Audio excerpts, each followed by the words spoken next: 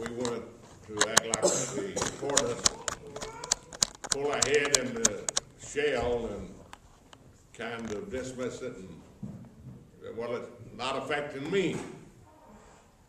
But the problem is it does affect us, just like that third verse that Brenda started on. Judgment is coming. All will be there. We will not have a vote. There'll be no opportunity to withdraw. All will be there. And whenever we look at the crises that's going on in the world that we live in, and my wife and I have had the privilege of traveling in Egypt. I've been in Cairo. We were there when they opened a new museum to house King Tut's treasures that they exhumed with him. Alexandria, beautiful city of Alexandria. Today it is in a massive revolt, an upheaval. We can say, well, that doesn't affect us. Well, it's going to affect you greatly, a lot more than you think. If they remove the 30-year dictator and it falls into the Muslim Brotherhood, it's one more country being controlled. And whenever these things begin to happen, begin to shape up, the Bible said, lift up your eyes, your redemption draweth nigh. It talks about how that when these things happen, the descendants of Ishmael and Hagar, the 12 sons of Abraham on Ishmael's side, when these things begin to happen, then look up, lift up your eyes. The world is in a critical shape of energy. We don't have an answer here in this country. They don't have an answer in Russia or China. But we do know that the Middle East has some of the largest oil deposits on the face of the earth.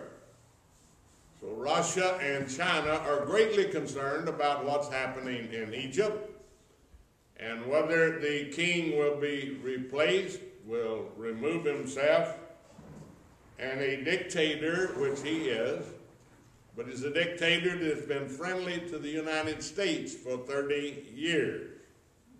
And whenever we remember what happened during Carter's administration, whenever it was controlled by the radical Muslims, and if it falls into the hands of the Muslim Brotherhood, China and Russia will come in with troops to take up their position of being able to control some of the oil that they desperately have to have in the coming years. Now we say, well, that's not going to bother us. Well, we've got people today that are declaring the world is coming to an end in April 2011. That's only about 3 months from now. The world is coming to an end.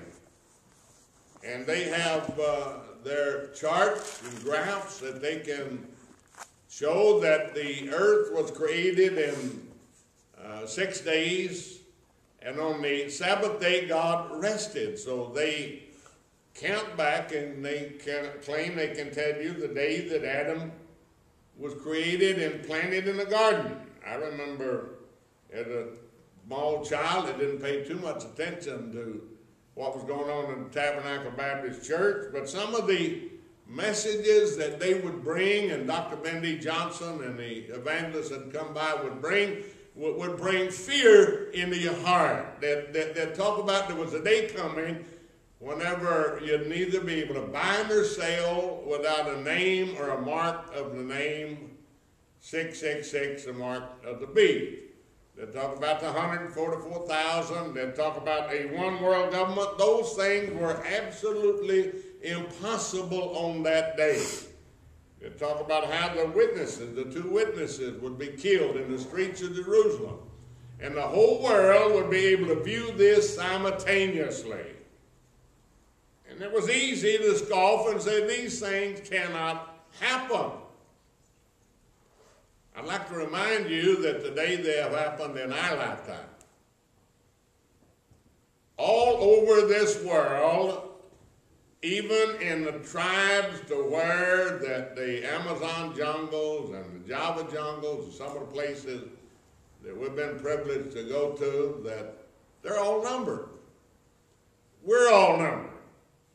Whenever April the 15th comes, you have to put on your income tax for a dependent your Social Security number and the Social Security number of the infant baby that's given that number when they leave the hospital. You can either buy or sell without a Social Security number. That'd be real easy to say that's what the Bible was talking about, but that's not what the Bible was talking about. It was talking about how that Satan's number, the number of man, would be implanted in the mind or in the hand. In other words, allegiance to, or you'd make an allegiance to it, or you would accept the doctrine of the Antichrist. Now, whenever we look at how small this world has become, the king first banned Facebook, the internet, tried to cut off all communications because of the riots in the street that are worse this morning than they were last week.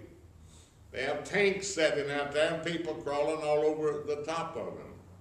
Some of the beautiful neighborhoods that we happen to be able to go visit, they're being looted and robbed, and the people are scared to death because the poor are rising up and demanding their share.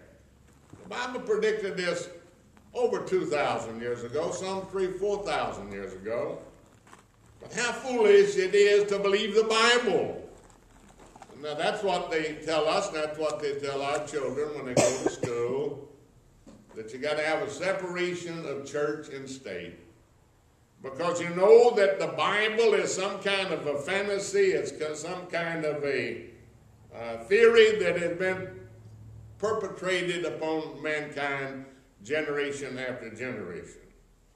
So when you dare to stand and say that you know the truth, and the truth will make you free, people scoff at it because men love darkness rather than light. We don't want to understand. We have put more, I'm talking about the American people, have put more emphasis on what's going to happen next Saturday than what we do of what is going to happen when Jesus Christ returns to this earth. Now they say that they have got this all numbered down and they know that he is about 4 or 5 years past the time of his coming. It's because archaeologists and people that study the movement of man place the birth of Jesus somewhere around 4 BC. So they claim then that we are already in the 7,000th year, entered into the millennial year of the 7th day, which is supposed to be the millennial reign after some elusive rapture takes place. And they say he's a little bit behind, but he's going to be here in April of 2011. The world is coming to an end. Well, we've got another group that have got books out also that says that the world is coming into September the 12th, 2012. Now, the news has had this, but they're not making too much of it, because all of the fanatical religious people, now, unfortunately, we are considered part of that fanatical group.